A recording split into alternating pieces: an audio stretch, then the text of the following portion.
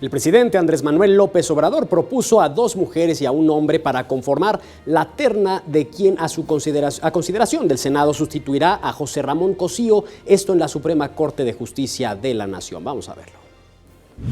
Este jueves, el presidente de México, Andrés Manuel López Obrador, anunció que enviará al Senado de la República la terna para ministro de la Suprema Corte de Justicia de la Nación, vacante que deja el magistrado José Ramón Cosío tras jubilarse. Se trata de la doctora Loreta Ortiz, la licenciada Celia Maya García y el doctor Juan Luis González Alcántara.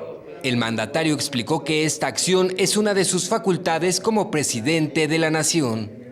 Por ley, de conformidad con la Constitución, con el artículo 95 y 96, es una facultad del titular del Ejecutivo presentar una terna al Senado.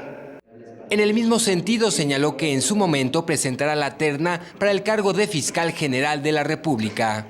Y es que por ahora se está siguiendo el procedimiento que es, en primer lugar, una convocatoria lanzada por el Senado de la República, de la que se eligen 10 propuestas. Posteriormente, el Ejecutivo envía la terna para finalmente elegir al fiscal general. Y el fiscal electo, hombre o mujer, tiene la facultad para nombrar al fiscal anticorrupción y al fiscal electoral. Ese es el procedimiento, pero todavía no se aprueba en el Congreso.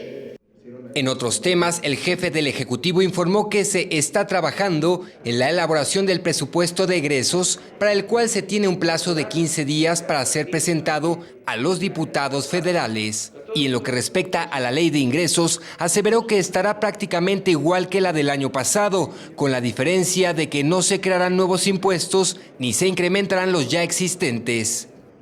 Se garantiza que se va a pagar el servicio de deuda completo, alrededor de 800,000 millones de pesos.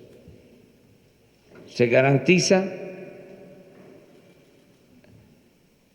por completo todo lo relacionado con pensiones y jubilaciones, que son otros 800,000 millones de pesos comprometidos. Por otro lado, el presidente aseguró que se apoyará a todos los gobernadores que lo soliciten respecto al adelanto de sus participaciones para que puedan pagar todas las prestaciones de los trabajadores del gobierno este fin de año. Con imágenes de Joel Arias e información de Eric Pinto, 21 Noticias.